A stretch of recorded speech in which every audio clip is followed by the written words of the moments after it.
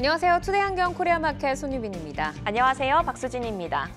네, 6월에 FOMC 회의를 앞두고 시장은 눈치 보기에 돌입한 모습입니다. 개인만이 매수에 나서면서 국내 증시는 보합세로 거래를 마쳤는데요. FOMC 결정이 향후 방향성의 분수령이 될 것으로 보입니다.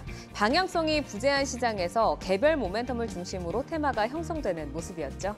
네, 다양한 테마 가운데 대기업이 속속 진출하며 더욱 관심도가 커진 전기차 충전 관련주의 흐름이 좋았습니다.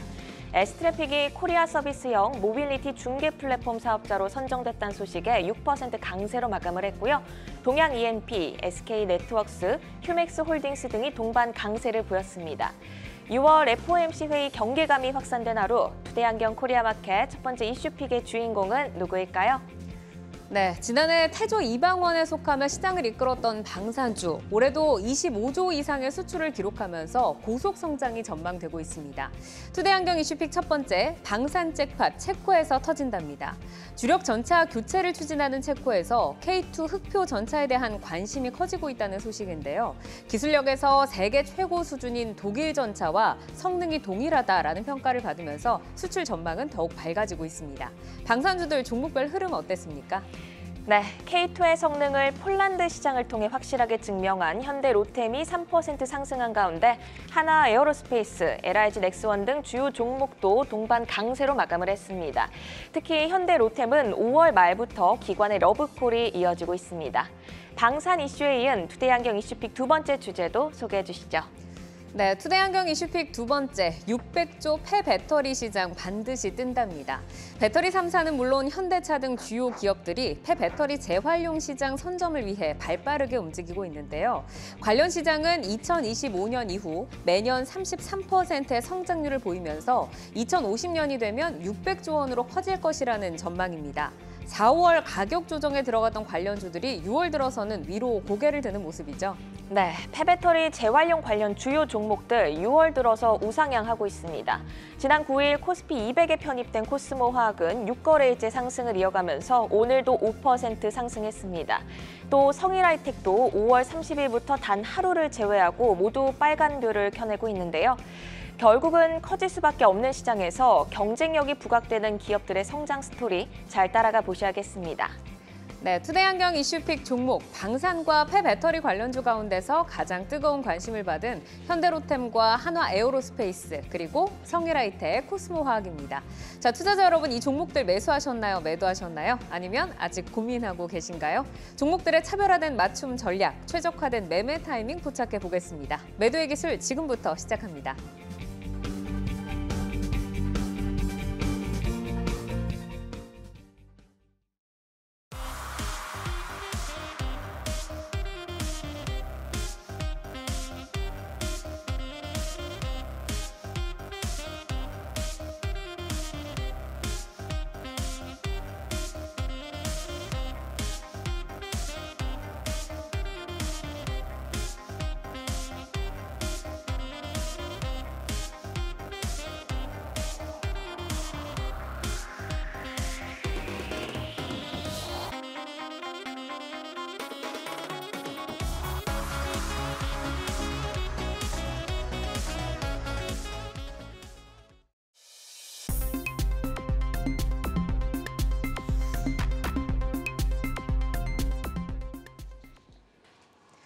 종목별 최적화된 매매 타이밍을 포착해보는 매도의 기술, 투데이한경 이슈픽 첫 번째, 방산 잭팟 체코에서 터진다였는데요. 유럽에서 폴란드에 이어서 체코에서 큰 장이 열릴 예정으로 특히 K2 전차의 수주 기대감이 확산되고 있습니다. 자, 하반기에 속도감 있는 수주 소식을 기대해봐도 좋을지 궁금한데 준숙 센터장께 듣고 갈까요? 네, 저희가 정확히 수주가 언제 될지는 알 수가 없겠죠. 하지만 수주가 될 것이냐 안 될 것이냐만 바라보면 좋을 것 같습니다. 특히 폴란드 이외에도 체코를 지금 언급해 주셨는데요. 대부분의 동구권이나 특히 탱크를 제작하는 독일을 제외하고서는 탱크 라인업을 가장 잘 갖춘 쪽이 바로 한국이죠. 그 외에 그 라인업이 조금 더 있는 곳이 바로 전 세계적으로 가장 앞선 두 나라, 독일과 미국이 있습니다. 자, 그렇다면 경제적 여유 그리고 재정 이슈가 충분히 있는 국가를 제외하게 되면 어느 나라의 탱크를 선택할 건지 저희는 한번 고민을 해봐야 되는 거죠. 저희가 체코의 정부라고 생각하게 되면 네. 과연 어느 걸 사야 되나 고민해 볼 겁니다. 자, 그렇다면 비싼 걸 사느냐 그래도 조금 싸지만 비싼 거에 가까운 성능을 갖고 있는 네. 그런 제품을 사느냐. 그렇게 저희는 생각을 하겠죠. 그렇다면 한국 제품이 가성비 측면에서는 상당히 좋을 수밖에 없다라는 게 바로 첫 번째 저희가 체코의 수주 전망은 좀 밝다라고 좀 생각해 볼 수 있을 것 같고요. 두 번째 바로 생산 능력입니다. 폴란드가 그 전에도 탱크를 주문했을 때 탱크 주문 속도를 좀 굉장히 좀 빨리 줬었죠. 하지만 그런 속도를 맞출 수 있는 국가가 전 세계에서 과연 몇 나라나 될 것인가? 그걸 좀 고민해 보셔야 될 것 같습니다. 탱크를 주문할 수 있는 나라가 미국, 아까 전에 독일 두 국가를 말씀드렸죠. 미국과 독일의 탱크를 생산할 수 있는 속도는 한국보다 지금 현저히 떨어지고 있습니다. 그렇다면 탱크를 적시성 있게 주문을 해서 실전 배치할 수 있는 그런 타임 스케줄을 따지게 된다면 한국제가 상당히 유리한 포지션을 장기간 가져갈 수밖에 없다는 것이죠. 네. 그렇기 때문에 체코에 언제 발주되느냐 그런 걸 좀 논하기보다는 체코에 발주가 진행될 시에는 한국이 여타 국가보다는 여러 가지 제반 사항들을 고려할 때 상당히 수주 가능성이 높다. 이런 편으로 이해하시는 게 좋을 것 같습니다. 우선 전망은 지금 밝다. 이유는 이제 합리적 가격에 높은 기술력을 가지고 있는 데다가 이 빠른 또 납기에 또 스케줄을 맞출 수 있다라고 좀 말씀을 주셨습니다. 자, 유럽 시장에서 위용을 뽐내 가고 있는 K방산인데 오늘 매도의 기술에 오른 두 종목 현대로템 그리고 한화 에어로스페이스 보도록 하겠습니다. 자, 굉장히 반갑게 지금 이제 모든 종목에 두 분 다 고 사인을 겨주셨어요. 자, 그러면 저희는 현대로템부터 한번 좀 살펴보도록 하겠습니다. 폴란드에 이어서 체코까지 K2의 반경을 넓혀갈 것으로 기대가 되고 있는데 오늘 3%대 강세로 거래를 마쳤습니다. 자, 조윤석 PB센터장께 먼저 좀 들어볼게요. 현대로템의 2차 랠리를 좀 기대를 해봐도 좋을까요? 네, 우선 앞서 한 달 전에 우선 좀 랠리가 나왔었죠. 네. 그 부분의 반영이 지금 재차 나오고 있다. 우선 주가는 그렇게 판단을 해야 될 것 같습니다. 더군다나 체코 같은 경우가 언제든지 수주가 나올 수 있는 상황이기 때문에 이제는 더군다나 실적 시즌이 다가오기 때문에 이번에 탱크를 폴란드에 수출했던 것들이 숫자로 꽂히게 되죠. 그렇다 보니까 영업이익률의 증가, 실적의 증가들이 같이 나오게 되면서 모멘텀을 갖추고 있는 상황에서 실적도 괜찮아진다. 그렇다면 주식시장에선 굳이 이 주식을 안 가져갈 상황은 아니라는 거죠. 그렇기 때문에 지금은 저점을 한번 테스트하고 그다음에 다시 한번 상승하는 구간에 초입에 있다. 그렇게 저는 판단하고 있습니다. 그러니까 다시 한번 달리는 이 초입 구간에 있기 때문에 우리도 좀 관심을 가지고 봐야 된다라는 말씀이시고 강준혁 파트너도 이제 그 의견을 주셨는데 네. 이제 노후한 주력 전차의 교체를 추진하는 체코에서 K2 흑표 전차에 대한 관심이 높다라는 소식이 네. 좀 들려왔죠. 최근에는 이제 폴란드 현지 생산 소식도 있었는데 센터장께서는 이제 수주 가능성 굉장히 밝게 본다라고 하셨고 파트너께서는 어떻게 좀 보세요? 반반일 것 같습니다. 반반. 예, 일단은 사실 이제 이전에 우리가 폴란드에 이제 탱크 수출이라든지 하는 부분이 나왔을 때만 하더라도 왜 독일산이 아니고 한국산이냐 뭐 이런 얘기들도 일단 많았거든요. 그때만 하더라도 어떻게 보면 독일이 전차를 만약에 다른 나라에서 수입을 한다면은 독일산을 할 것이다 이렇게 생각을 많이 했던 것 같은데 나중에 뚜껑 열어놓고 보니까 한국산이 괜찮더라 이렇게 지금 얘기가 나와 있고 독일 같은 경우에는 그러다 보니까 체코 같은 경우에는 먼저 좀 공을 들이는 그런 모습이에요. 혹시 이제 차를 모셔보신 분들은 아실 건데 네. 예전에 원래 자기가 타던 차만 보통 타는 경우가 많잖아요. 왜냐하면 운전하기도 좀 편하고 왠지 다른 브랜드 차를 타면은 왠지 조금 다른 느낌. 특히 이제 한국산 차를 타다가 그 프랑스산 차를 타면은 기아 모양도 조금 다르고 뭐 그런 것들이 있거든요. 네. 이게 제가 왜 이 말씀 드리냐면 이번에 체코 같은 경우에는 독일이 이제 구형 탱크를 먼저 좀 이렇게 써봐라고 이제 무상으로 좀 공급을 했어요. 그러면 그 얘기 자체는 그 예전 탱크 같은 경우에도 운전한다든지 하는 부분 자체가 훈련이 좀 쉽게 될 수가 있는 그런 부분에서 먼저 좀 공들이는 게 아닌가 이렇게 또 생각이 들고요. 거기에 대해서는 이제 우리나라의 경우에는 값이 싸고 그 값 싼 대신에 값이 싼데도 불구하고 성능이 굉장히 좋다라는 걸 일단 밀어붙여야 되는 그런 상황이라서 제가 생각할 때는 반반이 되지 않을까 싶습니다. 우선은 그러니까 샘플 효과를 조금 기대를 네. 해보는 거네요. 본품으로 이제 구매로 이어지도록. 이제 현대로템을 보면은 이제 지난해 납품된 K전차의 영업이익률이 시장에서는 지금 27.5% 수준으로 이제 추정을 하고 있더라고요. 있더라고요. 폴란드에서 들어온 전차 대금만 벌써 뭐 6천억 원이다라는 소식도 있는데 올해는 뭐 이렇게 실적이 레벨업 된다라는 부분을 좀 기대를 해봐도 좋을까요, 센터장님? 네, 올해 연간으로 따져보게 되면 당연히 실적이 레벨업 되는 것으로 보시면 될 것 같습니다. 상반기에 약 12대 정도 수준의 납품이 이루어진 것으로 판단이 되고 있고요. 이 부분은 당연히 2분기 실적에 당연히 포함이 될 수 있는 부분이죠. 그래서 영업이익률의 증가 속도는 계속적으로 나올 수밖에 없다라는 게 첫 번째 주요 포인트입니다. 하지만 중요한 거는 저희가 아까 전에 말씀드렸듯이 12대 수준 납품하는데 올해 연간 계획이라는 게 또 있죠. 그래서 연간 계획은 상반기보다 하반기가 소폭 떨어질 가능성도 있습니다. 그래서 하반기에는 실적이 올라오는 속도가 소폭 더딜 가능성이 있다. 이 부분을 꼭 참조해 주시고 좀 대응을 해야 될 것 같고요. 그렇지만 조금 시계열을 길게 해보도록 하겠습니다. 폴란드가 탱크 100대, 200대 바로 주세요 하는 게 아니죠. 한국에서도 만들 수 있는 시간이 필요한데요. 한국 스케줄로는 2024년 약 50대 그리고 2025년 90대 이상의 납품 계획을 갖고 있습니다. 그렇게 된다면 지금 연간 20대 정도 수준에서 연간으로 따지게 되면 2배 그리고 4배 수준으로 증가하게 되죠. 그렇다면 마진폭은 지금 전체 총 영업이익률이 약 3에서 4% 정도 되고 있는 수준에 불과한데 이 마진폭이 거의 이 탱크 플러스 효과가 나오게 되면서 2배 정도 올라올 수 있다는 것이죠. 그러면 전체적인 영업이익률이 6%에서 8%까지 좀 올라오기 때문에 자본이 쌓이는 속도, 즉 PBR이 올라오는 속도가 매우 빨라질 가능성이 있습니다. 그렇기 때문에 올해의 실적 모멘텀 좀 든든하고 하지만 하반기에는 조금 느려질 수 있다. 네. 하지만 여기서 더 중요한 건 앞으로 2년간 폴란드와의 특이한 계약 수정사항이 나오지 않는 한 이 실적 모멘텀은 여전히 건재하다. 이 정도로 말씀드려야 될 것 같습니다. 어쨌든 이제 수주가 뭐 수주 기반 산업이기 때문에 수주를 깔고 가기 때문에 좀 안정성이 있고 좀 탄력은 좀 더뎌질 수 있지만 그래도 앞날은 밝다라고 좀 말씀을 주셨는데 이제 현대로템의 주가를 좀 보자고 하면 4월 말 그 랠리 때 그 신고가 이후로는 탄력이 좀 둔화가 되면서 답답한 흐름을 지금 보이고 있습니다. 뭐 장기 보유자분들은 당연히 수익 구간이고 지금 4월 랠리 구간에서 한 37,000원대 뭐 그때 고점에 잡으신 분들은 조금 이제 인내를 하고 있는 이런 시간이잖아요. 기존 보유자들은 현 시점에서 어떤 전략을 가져가야 될까요, 파트너님? 기본적으로는 뭐 홀딩 하시는 게 일단 맞는 것 같습니다. 아까 네. 이제 말씀해 주셨던 부분을 차트를 통해서 그냥 간단하게 조금 볼 수 있을까요? 네, 차트를 한번 예, 일단 말씀해 차트 주시죠. 보시면은 이게 전략을 세울 때는 어쩔 수 없이 이제 차트를 보시게 되는데 대한민국에 있는 대부분의 주식들 중에서 한 70% 정도는 그냥 박스다 이렇게 생각을 하시고 보셔도 좋을 것 같아요.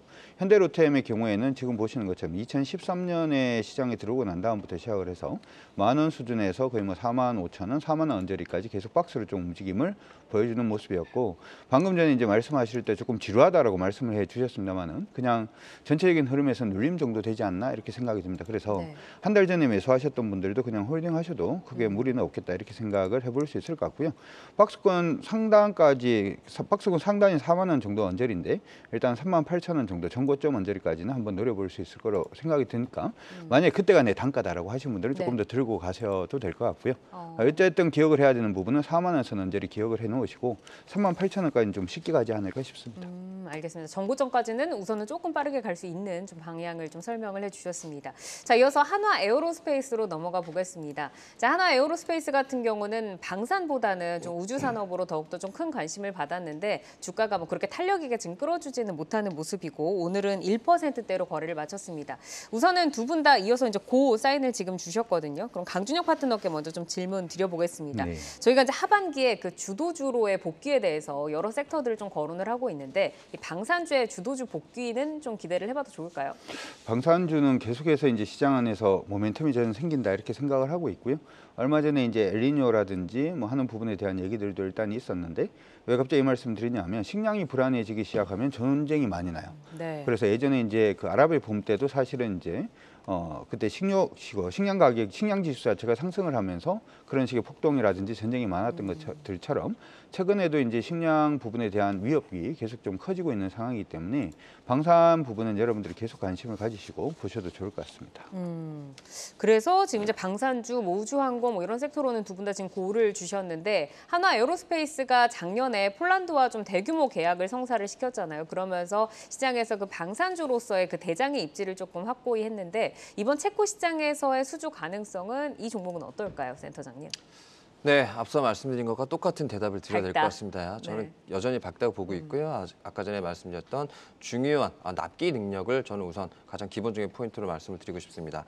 두 번째로는 지금 K9 자주포가 주로 수출이 되는 방산 쪽 물품이라고 보시면 될 것 같은데 지상작전 중에 가장 중요한 전략적 자산이죠. 자, 이게 이원화된 탱크하고 같이 움직이게 된다면 조금 불안할 수도 있습니다. 그렇기 때문에 전략의 일관화 그리고 무기 체계의 일관화가 같이 이루어지면 조금 더 효용이 높을 수가 있기 때문에 K9 자주포가 아마도 탱크랑 유사하게 그런 확률을 좀 갖고 있지 않을까 저 개인적으로 그렇게 생각하고 있습니다. 네. 그래서 이 방산 쪽의 모멘텀도 하나의 에어로스페이스는 계속적으로 장기적으로 밝을 수밖에 없는 부분이다. 이렇게 결론 내드려야 될 것 같습니다. 네.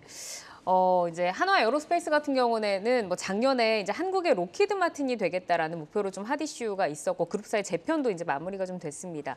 자, 그러면은 하반기에 조금 더 좀 속도감 있게 성장을 보여줄 수 있을지 궁금하고 투자자들이 이 한화 에어로스페이스에서 좀 주목할 점 어떤 거 있을까요, 파트너님? 로키드 마틴이 되지 말고 스페이스X가 됐으면 좋겠다 이런 생각을 일단 좀 더 하고요. 나아가서. 예. 그 스페이스X 같은 경우에는 위성을 이렇게 쏘고 난 다음에 제일 끝에 이제 3단 로켓 자체가 제자리로 들어오잖아요. 그런 부분들 때문에 원가율 자체를 90% 이상 일단 낮추는 그런 부분들이 일단 있었는데 네. 제가 생각할 때는 이제 하나 에어로스페이스도 그런 쪽에 좀 관심을 가지고 있기 때문에 앞으로는 지금 방산뿐만 아니라 우주 항공 쪽에 좀 이렇게 모멘텀을 좀 많이 받지 않을까라고 개인적으로는 생각을 하고 있습니다. 이러한 부분은 우리가 이제 GPS 사용을 하잖아요. GPS는 미국 거지 않습니까? 네. 미국 공군 건데 이 부분을 이제 중국 같은 경우에는 자신의 이제 GPS를 만드는 그리고 한국도 지금 우리나라도 지금 그 부분을 추진을 하고 있습니다. KPX라고. 네. 그걸 하기 위해서는 최소한 중궤도 위성을 4개 이상 띄워야 되고요. 그다음에 지금 스페이스X에서 하고 있는 저궤도 부분에 이제 6G 얘기가 계속 나오고 있는데 우리나라도 3면이 바다다 보니까 바다라든지 아니면 항공 부분에서의 어떤 인터넷 부분도 굉장히 중요하게 되겠죠.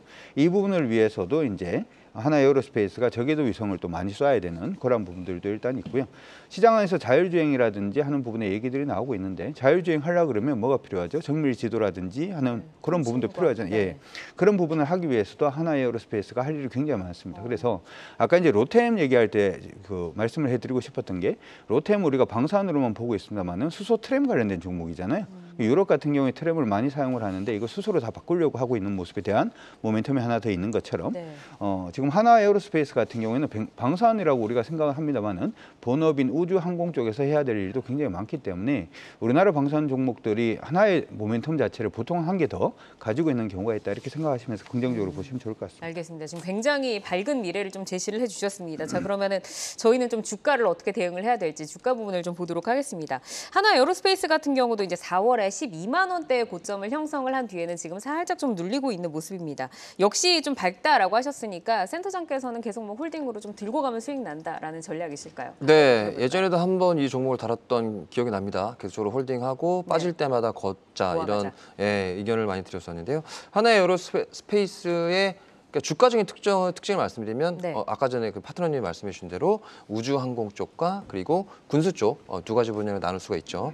군수 쪽의 아까 전에 특징이 굉장히 좀 긴 호흡의 실적 모멘텀 그리고 수주 모멘텀이 있기 때문에 이 주가의 가파른 기울기는 굉장히 횡보했다가 한 번씩 튀어 올라가는 그런 움직임을 보통 보여주게 되고요. 자, 그렇다면 이거 밸류에이션을 올려줄 수가 있는 게 뭐냐면 바로 우주항공 쪽이죠. 그래서 우주항공 쪽에서 국내에서 카이와 같이 가장 기술력이 높은 업체가 바로 하나 에어로스페이스 그리고 발사체 부분에서 기술을 갖고 있는 것이 바로 하나 에어로스페이스이기 때문에 우주항공에 대한 국내 정부의 지원 그리고 아까 전에 말씀해줬던 여러 가지 통신 분야 이런 저궤도 위성 쪽의 발사도 상당 부분 수혜를 받을 것으로 네. 보고 있습니다. 그래서 네. 여전히 긍정적으로 보자. 알겠습니다. 목표가는 13만 원, 정고점을 네. 뚫어서 더 갈 수 있다라고 정고점 좀 뚫는다. 주셨습니다. 네. 네, 자 이어서 이제 폐배터리 재활용 관련주로 넘어가 보도록 하겠습니다. 2050년에 600조 원의 시장이 지금 전망이 되고 있다고 해요. 전기차 시장이 뭐 확대가 되면 반드시 따라올 수밖에 없는 시장이다라고는 이제 언급이 되고 있습니다. 이제 배터리 3사, 뭐 현대차 이렇게 뭐 대기업들도 발빠르게 좀 진출을 하고 있는데 폐배터리 시장의 전망 그리고 국내 업체들의 글로벌적인 경쟁력 있는지 파트너님께 한번 들어볼까요?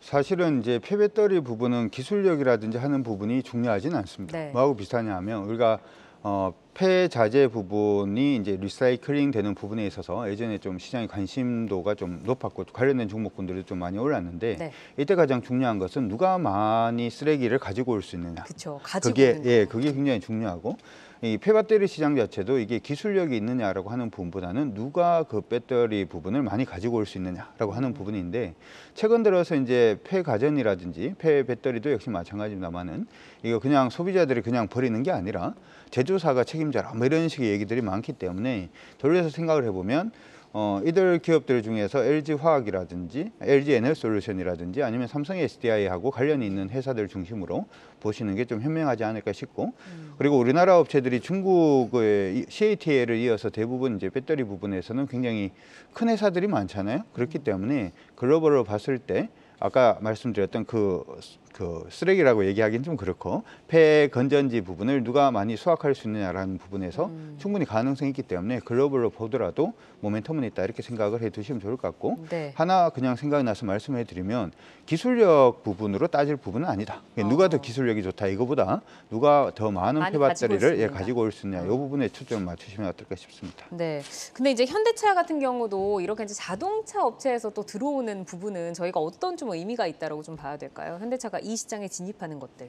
그러니까 현대차 같은 경우에도 방금 이제 말씀해드린 것처럼 현대차가 자동차를 만들고 이 자동차 만들었던 공급을 하고 이제 부분에서 가져올 수 그렇죠. 있으니까. 폐배터리 부분을 어떻게 할 것인가라고 하는 부분에 네. 대해서는 우리가 알아서 처리할게 이렇게 어. 될 수가 있기 때문에 그런 부분은 어떻게 보면 생태계에 조금 위협은 될 수는 있다 이렇게 생각하시고 네. 보시면 될 것 같습니다. 그럼 이제 저희가 오늘 만나볼 종목이 이제 성일하이텍과 코스모화학인데 아무래도 이런 셀 업체나 아니면 자동차 업체가 이렇게 진출을 하면은 여기에서 정말 그 경쟁이 조금 치열해질 수 있겠네요. 지금 이제 사인이 성일하이텍 같은 경우는 두 분 다 고를 주셨고 코스모화학 같은 경우는 좀 갈렸거든요. 저희가 하나하나 좀 질문을 드려보도록 하겠습니다.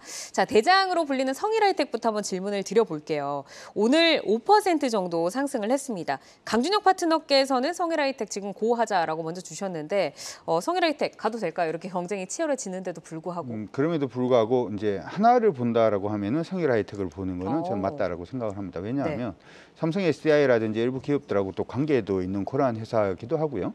그리고 글로벌로 봤을 때는 아까 제가 기술력 그렇게 중요하지는 않습니다. 이렇게 네. 말씀해드렸습니다만은 글로벌로 봤을 때도 제일 먼저 이제 일괄 부분의 생산 체제를 좀 갖추고 있는 그러한 부분도 굉장히 좀 의미가 있다 이렇게 봐줄 수가 있을 것 같고요. 무엇보다도 더 중요한 부분들 중에 하나는 뭐냐면 시장 안에서 이제 폐배터리라고 생각을 하면은 딱 그냥 생각나는 게 성일하이텍이다라는 점도 수급상으로 봤을 때도 굉장히 좀 양호할 수 있다라는 부분 기억해 두시면 좋을 것 같고 네. 그리고 이제 마지막으로 하나 더 생각을 해볼 부분들 중에 하나는 이제 전기차라든지 하는 부분이 이제 시작이지 않습니까? 시작이다 보니까 아까 제가 TV를 보다 보니까 2050년 얘기를 해서 센터장님하고 2050년까지 우리가 생각을 해야 되나? 뭐 이런 생각도 했습니다만은 이거는 누가 보더라도 폐배터리 부분은 성장력이 있다 이렇게 생각을 하는 부분이니까 네. 여러분들이 계속 긍정적으로 봐주셔도 될 것 같습니다. 알겠습니다. 이제 성장할 수밖에 없는 산업에서 어쨌든 대장주로 빠르게 좀 자리매김을 했기 때문에 수급적인 부분도 무시할 수 없다라고 좀 말씀을 주셨습니다.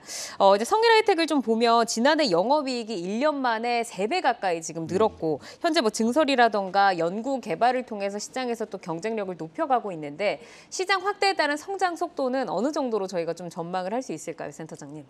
네, 파트너님이 말씀해 주셨다시피 2050년에 600조 시장 네. 그 부분까지 저희가 보기에는 너무 시계열이 길죠. 그렇기 때문에 너무 멀다. 하지만 좀 당겨올 수 있죠 또. 네, 당겨올 수 있긴 하지만 이미 2차 전지가 시세를 한번 크게 냈었기 때문에 그렇게 심하게 당겨오는 경우는 없다라고 기본적으로 저희가 전제를 깔고 네. 얘기를 하게 되면 결국은 이런 전방 업체들 수주 그리고 미래가 열린 산업들에 대해서는 OEM 업체들이 어떻게 움직이고 그렇다면 그것들을 기반해서 시장 크기를 판단하게 되는데 그렇게 되면 오더를 미리 받게 되는 거죠. 그래서 증설이 올라가게 되는데 성일하이텍도 마찬가지로 2025년까지의 증설에 대한 것들은 이미 확정이 되어 있는 상황입니다. 그래서 이런 확정 모멘텀이 바로 실적으로 올라올 것이기 때문에 저희는 그 부분을 믿고 주가가 지금 많이 올라올 때보다는 오히려 밀려있을 때 좀 사야 된다는 것이죠. 네. 그렇게 말씀을 드려보고 싶고 그래서 결국 배터리 시장 속도보다는 결국 증설에 대한 실적 모멘텀 그리고 이런 관련 뉴스에 반응하는 주가의 움직임을 좀 기대해 볼 수가 있다라고 보시면 될 것 같고 조금 더 자세하게 말씀드리면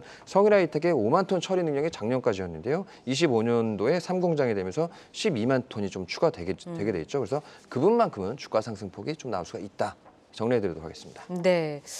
그러면은 이제 가격을 조금 봐야 될 것 같은데 이제 3월에 조금 고점을 형성하고 나서는 살짝 눌려 있었는데 이때가 지금 잡기에 좋다라고 좀 말씀을 주셨어요. 강준영 파트너께서는 지금 보유자들 어떤 전략을 가져가야 된다라고 보실까요? 예, 일단 우리가 이제 주식 투자를 할 때 제가 유튜브에서도 그런 말씀을 해드린 것 같은데 단순히 모멘텀만 가지고 전략을 세우기는 쉽지는 않습니다. 차트 보시면서 조금 더 확인을 해드리도록 하겠습니다. 성일하이텍의 경우에는 주가가 등락 자체가 굉장히 좀 심하게 움직이는 그런 모습은 일단 있습니다만은 전체적으로 봤을 때는 상승하고 있는 흐름 자체 변하지는 않았다라고 기억을 해두시면 좋을 것 같고요. 중간에 한 번씩 이렇게 턴하는 그런 모습이 일단은 보이면은 여러분들이 이전의 상승폭 대비해서 얼마나 빠졌는지를 체크를 하시면 전고점 돌파 여부도 충분히 일단은 봐줄 수는 있을 것 같습니다. 일단 기본적으로는 전고점까지는 일단 봐줄 수 있을 것 같고요. 최근에 이제 빠지고 있는 추세 자체가 다시금 돌아서 있는 그런 상태이기 때문에 최근에 매수하셨던 분들은 일단은 이전 고점 언저리인 18만 원 언저리까지는 한번 들고 가보시는 게 어떨까 이렇게 생각이 들고요. 네. 단지 이제 18만 7,500원이 이전 고점인데 저점 높이고 있다는 점을 생각을 해보면 거기까지도 한번 노려보시는 것도 나쁘지 않을 것 같습니다. 네, 그럼 이제 다음 종목으로 넘어가 보도록 하겠습니다. 지금 성일하이텍은 두 분 다 고에다가 이제 뭐 상징성이 있다라고 말씀 주셨는데 코스모화학도 6거래일째 상승하면서 5% 넘게 거래를 마쳤거든요. 지금 엇갈린 지금 의견이 나왔습니다. 자, 그럼 조윤석 센터장께서 처음으로 스탑을 주셨는데 성일하이텍은 가도 된다. 근데 코스모화학은 왜 여기서 이제 스탑해야 될까요? 네, 아까 전에 제가 성일하이텍을 말씀드리면서 가장 중요하게 말씀드렸던 게 시장의 크기는 당연히 커지는데도 불구하고 각 개별 그 기업들의 수주 그리고 수주에 따른 증설이 어떻게 되는지 살펴보자라고 네. 말씀드렸어요.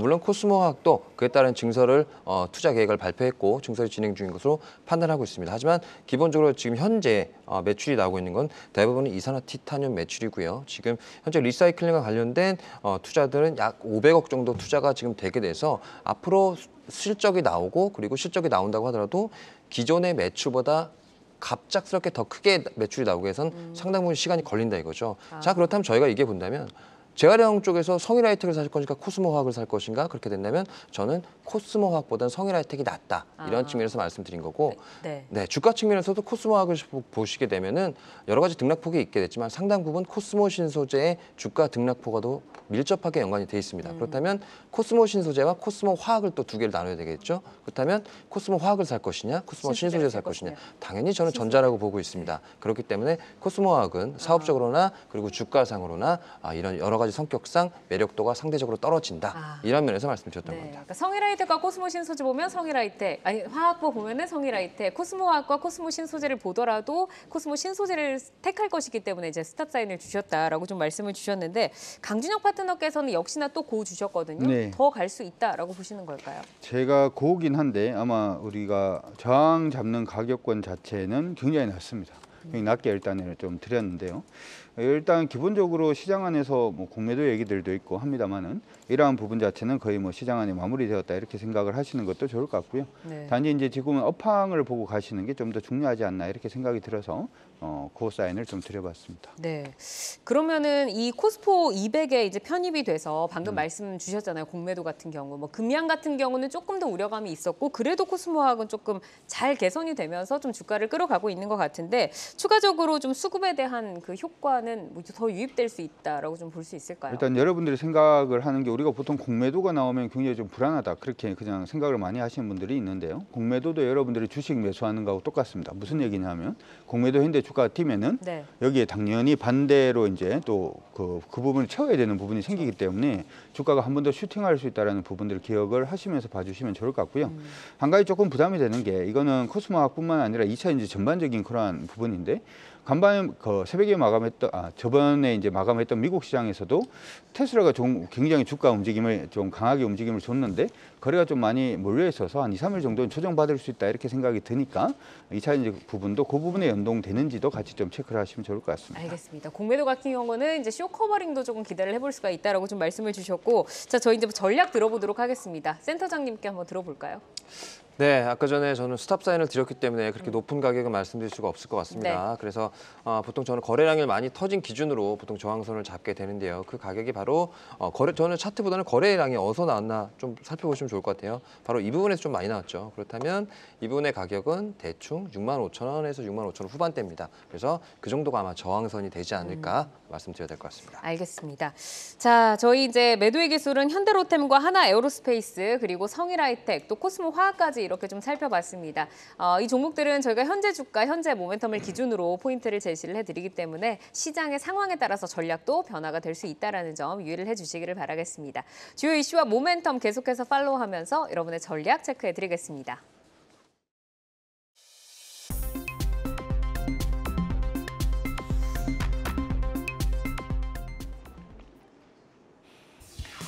장 마감 후 4시부터 6시까지 진행되는 시간의 투자리그, 시간의 거래 동향 만나보는 이 시각 시간의 단일가입니다. 정규장 마감 후 오후 4시부터 6시까지 10분 단위로 시간의 단일가 거래가 이뤄지는데요. 이 시각 시간의 단일가를 통해 주요 종목 등락률 실시간으로 생생하게 전달해 드리겠습니다. 그럼 이 시각 시간의 단일가 코스피 상승률 상위부터 보겠습니다. 네, 어떤 종목들이 시세를 주고 있을까요? 먼저 대상홀딩스 우선주가 9%로 출발을 하고 있습니다. 후쿠시마 오염수 방류 시운전 소식이 들려왔죠. 대상홀딩스는 신한 천일염이 종속회사인 점이 부각이 되면서 오늘 12% 급등이 나왔습니다. 대상홀딩스 우선주 역시 9%대 강세를 보였는데요. 시간에서 강세 이어지고 있습니다. 9.8% 상승하고 있고요. 대상홀딩스 역시 7%대 강한 모습 보여주고 있습니다. 그리고 신송홀딩스 역시 자회사 신송식품을 통해서 천일염을 판매하고 있다는 점 부각되면서 7% 강세 보이면서 11,330원 선 지나가고 있습니다. 이어서 코스닥 상승률 상위 보겠습니다. 하이소닉이 현재 상한가로 들어가면서 가장 강하게 출발하고 있습니다. 캠시스, 나무가 등으로 액추에이터를 납품하는 업체인데요. 오늘 정규장에서는 큰 시세를 주진 못했지만 시간에서 강하게 출발을 하고 있습니다. 7%대 강세 보이고 있고요. 보라티알도 한번 볼까요? 유럽 식자재를 유입하고 유통하는 업체입니다. 마찬가지로 후쿠시마 오염수 이슈로 천일염 생산 업체를 보유하고 있다는 점이 부각되면서 오늘 5% 강세를 보였는데요. 시간에서도 강세 이어지고 있습니다. 5.9% 상승하고 있습니다. 시간의 거래에서 계속해서 천일염 관련주들의 강세 체크를 해드리겠습니다. 계속해서 시간의 단일가 코스피 하락률 상위 보겠습니다. 메타랩스가 올라와 있네요. 탈모 관련 신사업 진출 계획을 최근 밝힌 바 있는 종목인데요. 3.3% 하락하면서 코스피에서 가장 크게 밀리고 있습니다. 그 뒤를 이어서 진양화학도 2.8% 정도 밀리고 있는데요. PVC 전문 가공업체로 19% 급등세를 연출을 했는데 시간에서는 분위기 좋지 않네요. 2.8% 하락하고 있습니다. 마지막으로 코스닥 하락률 상위 보겠습니다. 네, 엑스게이트가 2.8% 하락한 5,720원에 거래가 되고 있습니다. 유니슨 보시면 EU의 신재생에너지 확대 법안 재추진 소식에 오늘 4% 강세를 보였던 종목인데 시간에서는 2.8% 정도 하락을 하면서 2,250원 선 지나가고 있습니다. 그리고 서울리거, 매드팩토 역시 1%대 약세 보이고 있습니다. 이렇게 이 시각 시간의 단일가 살펴봤는데요. 시간의 단일가 매매는 오후 6시까지 10분 단위로 매매가 체결됩니다. 모멘텀과 거래량 등 꼼꼼히 살펴보시고 시간에서도 성투 전략 세워가시길 바랍니다. 시간의 단일가 거래 동향, 잠시 후 시간의 단일가 특징주를 통해서도 확인하실 수 있습니다.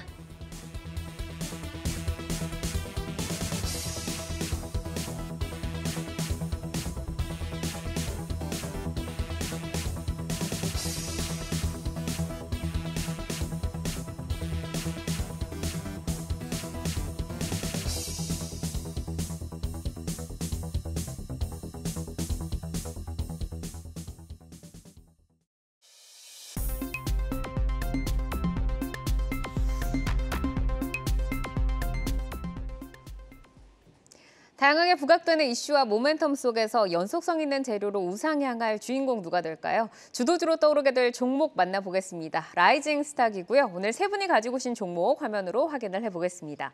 자, 김성준 부장 레이, 그리고 조윤석 PB센터장 현대 미포조선, 강준혁 파트너 하이브 가지고 오셨는데요. 레이 먼저 만나보도록 하겠습니다. 자, 치과 의료기기 관련주죠. 라이징 포인트부터 만나볼까요? 네, 최근 대중 수출 감소가 이어지고 있는 상황 속에서도 치과를 중심으로 한 의료기기의 대중 수출은 증가세를 보여주고 있고요. 특히 중국의 임플란트 VBP 시행에 따라서 장기적으로 환자 수 증가가 기대가 되는 상황이고 2분기에 계절적인 성수기 효과와 함께 신제품 레이페이스의 본격적인 양산이 시작되면서 실적 개선이 기대가 되는 종목입니다. 네, 지금도 좋은데 중국 모멘텀도 있고 또 신제품 효과까지 있어서 실적이 더 올라갈 수 있다라고 하셨는데 오늘도 고점으로 끝나지 않았나요? 투자자들은 이 성장에 대한 눈높이를 어느 정도까지 높일 수 있을까요? 네, 레이는 기본적으로 치과용 의료기기 전문 업체고요. 이제 치과 내 디지털 의료기기 같은 경우에는 현재 침투율이 10%대에 불과해서 여전히 성장은 열려 있는 그런 상황이라고 지금 할 수가 있겠고요. 앞서 언급드렸던 것처럼 중국의 그 임플란트 관련된 VBP 시행에 따라서 그동안에 임플란트를 하지 않았었던 치과에서 새롭게 이것을 또 도입을 하기 위해서는 이 디지털화된 이런 제품들, 이것은 이제 진단부터 이런 치료 계획까지 일괄적으로 다 지원을 해주고요. 또 이게 아무래도 디지털이다 보니까 학습, 교육 기간도 상대적으로 짧습니다. 그래서 더 빨리 배워서 빨리 적용시킬 수 있는 부분들이기 때문에 더욱더 침투화에 있어서는 긍정적인 이런 기대감 가질 수가 있겠고요. 특히 작년 7월에 중국의 4위권의 이런 그 유통사를 인수를 했습니다. 그래서 직판이 가능하게끔 구조화가 된 상황이고요. 거기서 추가적으로 중국 최대 IB로부터 일부 자금을 또 유치를 받은 상황에서 계속해서 중국 관련 내에서도 수직 기회를 확대시키면서 중국 시장의 판매의 강화를 위해서 계속해서 지금 진행을 하고 있는 그런 모습 보여주고 있습니다. 특히 최근에 이제 신제품이 이제 안면 스캐너를 하는 이제 레이페이스라는 제품이 이제 신제품으로 지금 나왔는데요. 지난 4월에 모던 덴탈로부터 약 100대 정도의 공급이 이제 계약이 지금 실시가 됐고요. 올 2분기부터 이제 양산이 이제 시작이 될 것으로 보여지는데요.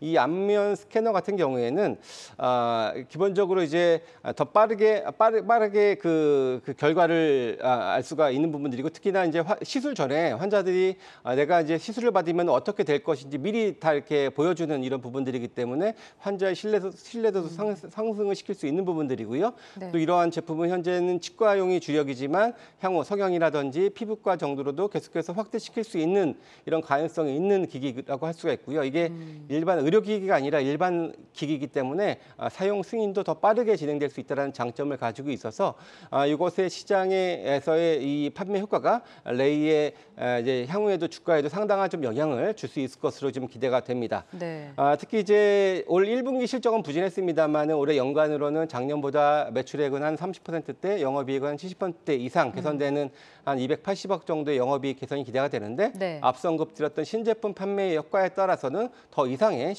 실적도 기대할 수 있는 또 볼륨이 좀 열려 있다 이렇게 말씀드릴 수 있겠습니다. 지금 치과용에만 머물러 있지만 더 확장이 될 수 있는 만큼 멀티플도 이제 상향이 될 수 있다라는 말씀이신 것 같습니다. 최근에 이제 외국인과 기관의 동반 매수가 강하게 좀 들어오는 것 같은데 4만 원 뚫고 더 올라갈 수 있을까요? 예, 일단 제가 일단 현재는 짧게 목표가 지난 고점이 이제 4,300원이었는데요. 일단 1차적으로는 이렇게 말씀을 드립니다만은 언급을 드렸던 것처럼 신제품 개선 효과가 있다면 충분히 저는 다시 한번 신고가 기대 가능하다 보여지고요. 돌파 시에는 4만 원 중반 혹은 5만 원까지도 한번 목표해서 네. 좀 가져갈 수 있지 않겠냐 보여지고요. 선적 가격은 최근 저가 32,900원으로 설정해 드리도록 하겠습니다. 네, 알겠습니다. 장기적으로도 좋다라고 좀 뷰를 주셨습니다. 자, 조윤석 PB센터장의 현대미포조선도 들어보겠습니다. 라이징 포인트부터 소개해 주시죠. 네, 조선주 쪽에서 현대미포조선이 가장 실적 턴어라운드가 늦었는데 이제 실적 턴어라운드가 본격화되는 구간에 진입을 했다가 첫 번째 포인트입니다. 그리고 현대미포조선의 가장 중요한 수주가 바로 3개 품목이 있는데요. 탱커선, PC선, MR선이죠. 근데 이런 부분들이 전부 다 돌아서고 있는 모습을 보여주고 있기 때문에 현대미포조선의 바닥은 실적이라든지 주가라든지 뭐든지 찍었다라는 게 중요한 포인트입니다. 네, 그동안 영업 마진이라던가 이런 부분에 조금 우려감이 있었는데 이제는 실적이 주가를 좀 끌어줄 수 있을까요? 네, 영업 마진이 조금 안 좋았던 올렸던 이유가 저가로 수주했던 부분들에 대한 반작용들이 좀 나왔었고요. 더군다나 현대미포조선의 가장 큰 장점이라고 볼 수 있는 반복 건조에 의해서 영업이익률을 높이는 형태가 그 전에 나오지 않았었던 것이 상당히 문제였습니다. 하지만 이번에 성과가 계속적으로 오르게 되면서 반복 건조를 굳이 많이 하지 않더라도 충분히 영업이익률을 올릴 수 있는 그런 선가 구조가 진행이 되고 있는 상황이고요.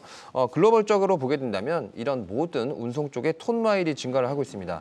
이러다 보니까 성과가 올라가고 또 발주가 많이 나온다고 하더라도 여전히 선박은 2025년 정도에는 부족할 것이라고 예상되는 것이 좀 합리적이지 않을까 싶습니다. 그렇기 때문에 2025년, 즉 2년 정도의 강력한 발주 사이클이 지금 진행이 되고 있는 상황이기 때문에 아주 편안한 구간이다라고 첫 번째 말씀드릴 수 있을 것 같고요. 네. 아까 전에 말씀드렸던 현대미포조선의 또 다른 주력 품종인 PC선 같은 경우도 6년 내 가장 최고의 발주 모멘텀을 지금 갖고 발주가 진행이 되고 있는 상황입니다.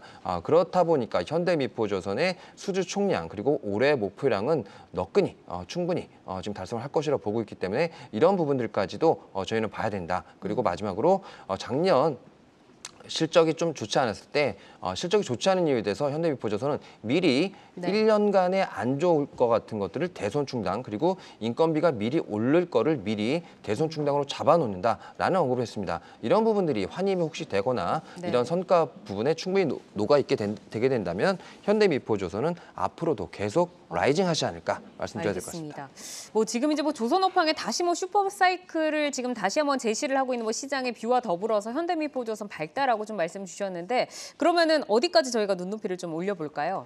네, 현대미포조선이 11만 7,500원 고점을 찍고 내려왔었죠. 근데 중요한 걸 보시게 되면 자, 이 아랫부분입니다. 이 아랫부분이 왜 내려왔냐? 바로 실적 부분이 꺾이게 되면서 내려왔던 부분입니다. 자, 그렇다면 다시 한번 실적이 좋아지게 된다면 저는 기본적으로 전고점까지 갈 수 있다고 판단을 해야 될 것 같죠. 그렇다면 목표가는 약 12만 원 정도까지는 충분히 잡아보셔도 좋을 거다. 이렇게 말씀드려야 될 것 같고요. 손절가는 기계적으로 마이너스 10% 제시해드리도록 하겠습니다. 알겠습니다. 강준혁 파트너의 라이징 스탁 하이브로 넘어가 보도록 하겠습니다. 파트너님께서 이제 지난 4월에도 라이징 스탁으로 제시를 해주셨고 이후로는 정말 강하게 꾸준하게 우상향하고 있는데 현재 라이징 포인트 다시 한번 들어볼까요? 이전보다는 조금 더 강화된 그런 모습이 있지 않나 싶습니다. 이전에 계속 말씀을 해드렸던 부분은 앨범 판매가 굉장히 좋다 이렇게 좀 많이 해드렸는데 네. 최근 들어서는 이제 앨범뿐만 아니라 음원도 지금 굉장히 많이 스트리밍이라든지 하는 부분이 많이 팔리고 있는 그런 모습이 나타나고 있어서 시장 안에서 이제 다시금 우리가 다시 한번 라이징할 수 있는 그러한 포인트가 되지 않나 이렇게 생각을 하고 있습니다. 네, 지금도 강하지만 또 한 번 라이징을 해볼 예. 수 있는 종목이다라고 하셨고 지금 뭐 라이징 포인트 보니까 뭐 앨범 판매 호조나 뭐 TXT의 뭐 진입 예상되는 것들이 있었는데 예. 지금 뭐 수급도 굉장히 양호한 것 같아요. 그러면은 가격 전략은 좀 어떻게 가져가면서 갈까요? 예, 일단 하이브의 경우에는 가격 전략 자체는 기존에 보여줬던 고점 부분까지는 충분히 상승이 가능하다 이렇게 생각을 하고 있습니다. 왜냐하면 예전에 이제 주가가 42만 1,000원 정도까지 올랐다가 조정을 받았던 가장 주된 이유들 중에 하나는 BTS의 부재로 인해서 이제 간접 매출이라든지 전체적인 실적이 좀 다운되지 않을까라고 하는 그러한 부분에 대한 우려감이었다 이렇게 말씀을 해드릴 수가 있는데요. 최근 들어가지고는 뉴진스도 굉장히 잘해주고 있는 모습이고 스트리밍 안에서 이제 TXT 같은 경우에도 이제 빌보드 100안에 일단 들어갈 가능성도 높다 이렇게도 얘기를 하고 있고요. 그다음에 르세라핌 같은 경우에도 시장의 예상을 뛰어넘는 그러한 실적도 일단은 보여주고 있기 때문에 굉장히 메가 IP 자체도 일단 가질 수 있다 이렇게도 생각을 해볼 수가 있을 것 같고요. 예전에 우리 그 SM 관련된 이슈가 나왔을 때 일단 하이브가 뭐 SM 관련된 얘기가 일단 있었죠. 근데 이 부분이 그 자금 자체를 거기다 안 쓰면 이제 어디다 쓸 것인가라고 하는 네. 부분도 이제 우리가 좀 생각을 해봐야 되는데 아마 북미라든지 남미 쪽에 랩을 한두 개 정도를 인수할 수 있는 금액 자체도 지금 가지고 있기 때문에 네. 해외 진출에서 좀 더 박차를 가할 수 있다는 점도 좀 더 긍정적이지 않을까 싶습니다. 차트 알겠습니다. 보면서 좀 설명을 네, 가격 해드리도록 바로 하겠는데요. 들어볼게요. 일단 뭐 현재 가격 근처에서는 다시금 패턴 돌파를 해주고 있는 그런 모습이 나타나고 있기 때문에 이전 고점 언저리까지는 이제 한번 쉬지 않고 슈팅이 나오지 않을까 이렇게 생각을 하고 있고요. 네. 이전에 이제 고점이 42만 1,500원인데 1,500원은 애누리 치고 42만 원까지 일단 좀 언급을 해드리도록 하겠고 네. 접근 시에는 패턴이 깨지는 가격권이 26만 3천 원이니까 이탈 가격은 26만 3천 원 제시를 해드리도록 하겠습니다. 알겠습니다. 네, 목표가 42만 원 제시를 해주셨습니다. 자, 오늘은 김성준 부장의 레이와 조윤석 PB센터장의 현대미포조선 그리고 강준혁 파트너의 하이브까지 다시 한번 만나봤습니다. 차기 주도주들 미리 잘 선점을 해나가시기를 바라겠고요. 함께해 주신 강준혁 와우넷 파트너, 조윤석 SK증권 서초센터 PB센터장 여기서 인사드리겠습니다. 고맙습니다. 고맙습니다. 시간의 단일가 거래 속 특징주들을 따라가보는 시간의 단일가 특징주 탑5입니다. 시간의 단일가 거래는 내일장까지 연결돼 움직이는 종목들이 많습니다. 오늘 함께 하시면서 매매 전략에 잘 활용해 나가시길 바랍니다. 그럼 특징주 5위부터 확인하겠습니다. 조일 알미늄 올라와 있는데요. 오늘 알루미늄 관련주들의 강세가 돋보였죠. 조일 알미늄, 사마 알미늄, DI 동일 등의 종목들이 강한 모습 보였습니다. 조일 알미늄 같은 경우에는 외국인과 기관의 대량 순매수에 힘입어 오늘 6% 강세로 마감을 했는데요. 시간 외에서도 강세 이어지고 있습니다. 2% 상승하고 있네요. 4위 종목은 피코그램입니다. 후쿠시마 오염수 방류 시운전 소식에 세슘 정화 필터를 개발한 것으로 알려진 피코그램의 주가 오늘 강했는데요. 4% 강세로 마감을 했었는데 시간 외에서도 2.9% 상승 이어가고 있습니다. 3위 확인하겠습니다. 이구산업 올라와 있습니다. 이 종목은 동제품을 전문으로 생산하는 비철금속 전문 업체입니다. 2차 전지 음극재 소재로 사용되는 구리 가격의 상승세에 따라 주목을 받는 종목이기도 한데요. 오늘 외국인과 기관의 양매수로 4% 빨간불 유지하면서 마감했는데 시간에서도 2.7% 상승 이어가고 있습니다. 2위 보겠습니다. 신송홀딩스입니다. 시간의 거래에서 후쿠시마 오염수 관련 종목들이 강세가 지금 돋보이고 있습니다. 신송홀딩스는 자회사 신송식품을 통해서 신한군에 천일염을 판매하고 있다는 점이 부각되면서 20% 급등을 했는데요. 시간에서도 강하게 반응하고 있습니다. 7.9% 상승하고 있네요. 대망의 1위 종목 확인해 볼까요? 대상홀딩스입니다. 역시 후쿠시마 오염수 관련주입니다. 대상홀딩스는 신한 천일염이 종속회사인 점이 부각되면서 오늘 정규장에서 12% 급등했습니다. 시간에서도 대상홀딩스 우선주와 함께 동반 강세 보이고 있는데요. 6% 상승하고 있네요. 네, 그럼 바로 2위 신송홀딩스부터 보겠습니다. 오염수 방류로 천일염 관련주로 부각되면서 정규장에서 20%대 급등이 나왔습니다. 후쿠시마 이슈가 연일 헤드라인을 장식 중인데요. 모멘텀의 연속성 기대해봐도 좋을까요? 예, 아무래도 일단 뭐 일본의 오염수 방류가 바로 초읽기에 들어간 만큼 천일염 관련주들이 상당한 좀 강한 흐름을 보여주고 있고요. 오늘은 모 대형 마트에서도 천일염이 올 품절이 됐다라는 소식까지 전해지면서 관련주들이 상당히 좀 강한 모습을 보여주고 있습니다. 오늘 정규장에서 인상가가 상한가를 기록을 하는 모습 보여줬었고요. 오늘 시간에 1위를 기록한 종목이 모두 다 천일염 관련된 회사입니다. 신성홀딩스는 기본적으로 자산주로 많이 알려져 있고요. 사실 실적은 그렇게 큰 드라마틱한 변화가 없는 전통적인 자산주 정도로 보셔야 될 것 같은데요. 자회사 신송식품이 이제 천일염을 제조 판매를 한다라는 소식이 부각이 되면서 강세를 보여주고 있는데요. 아무래도 이것이 일단 그 오염수 방류가 어떻게 보면 좀 기정사실화되고 있는 그런 분위기로 좀 진행되고 있다라는 부분들에 있어서는 조금의 더 연속성에 대한 기대감은 그래도 좀 가져볼 수 있지 않나라고 보여지고요. 물론 자회사를 통한 실적이 일정 부분 올라가는 거긴 하겠습니다만은 테마적인 흐름은 조금 더 이어질 공산이 높다라고 말씀드릴 수 있겠습니다. 네, 연속성에 대한 기대감은 있으나 실적보단 아무래도 테마적인 흐름을 예측해 주셨습니다. 시간의 단위가 특징주 5위 조일 알미늄도 보겠습니다. 알루미늄 관련주로 오늘 정규장에서 사마 알미늄 등과 함께 동반 급등을 했습니다. 시간에서 거래량 실리면서 강한 모습 보여주고 있는데요. 주목할 모멘텀과 향후 주가 전망 들어보겠습니다. 예, 아무래도 최근 들어서 2차 전지 종목들이 좀 같이 좀 상승세를 좀 보여주고 있는 모습인데요. 아무래도 이제 2차 전지 관련된 양극박 핵심 소재가 바로 이제 알루미늄이다 보니까 이제 관련주들이 후행해서 2차 전지에 좀 후행하는 상승세를 보여줬고요. 특히 정규장에서 사마 알루미늄이 20% 정도 급등세를 좀 보여준 이런 상황 속에서 조일 알루미늄 역시 오늘 기관과 외국인들의 좀 순매수가 상당히 좀 강하게 유입되는 모습이 좀 포착이 됐기 때문에 오늘 시간 내에서도 강한 움직임 보여주고 있다라고 좀 말씀드릴 수가 있겠고요. 아무래도 전방이 2차 전지 그래도 자동차 차량 경량화 관련된 그런 종목 부분이다 보니까 그래도 좀 좋아지고 있는 개선되고 있는 전방의 이런 좀 수혜를 좀 받으면서 주가는 그래도 좀 더 반등의 그 연속성을 조금 더 기대해 볼 수 있다라고 말씀드릴 수 있겠습니다. 네, 이렇게 조일 알미뉴까지 특징주 살펴봤고요. 저희 연구점을 최근 경신한 코스피 지수 전망에 대해서 부장님 의견이 궁금합니다. 저희 FOMC 회의를 앞두고 있고요. 향후 전망은 어떻게 보실까요? 예, 아무래도 이번 주가 미국이 뭐 슈퍼 위크죠. 아무래도 이제 내일 이제 CPI 발표와 함께 FOMC도 앞두고 있고 또 미국은 또 이제 선물 옵션 동시 만기까지도 있는 그런 또 주간입니다. 아무래도 눈치를 봐야 될 부분들이 좀 있는 부분들이고요.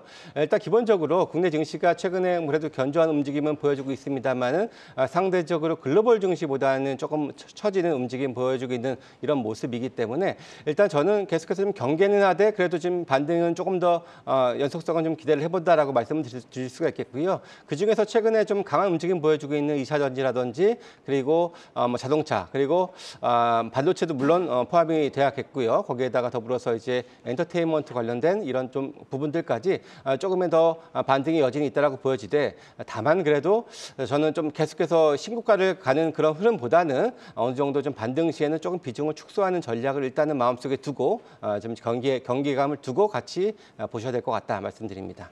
네, 이렇게 오늘 시간의 특징주와 전망까지 살펴봤습니다. 시간의 특징주들은 내일장 흐름과 방향성을 같이 하는 경우가 많습니다. 종목별 베스트 전략까지 짜드렸으니 참고해 보시고요. 오늘 함께해 주신 김성준 하이투자증권 도곡 WM센터 부장은 여기서 인사드립니다. 고맙습니다.